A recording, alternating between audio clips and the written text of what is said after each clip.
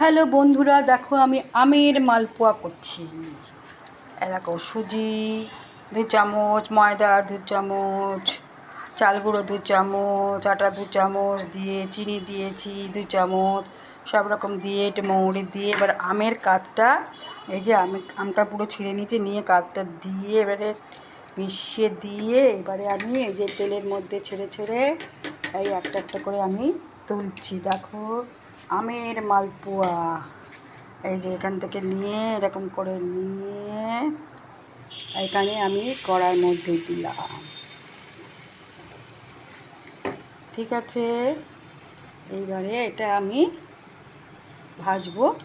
এই যে এইখানে তুলে রেখেছি, দেখো তোমাদের দেখালাম কটা করেছি, 5টা হয়েছে, আর করবো এখন।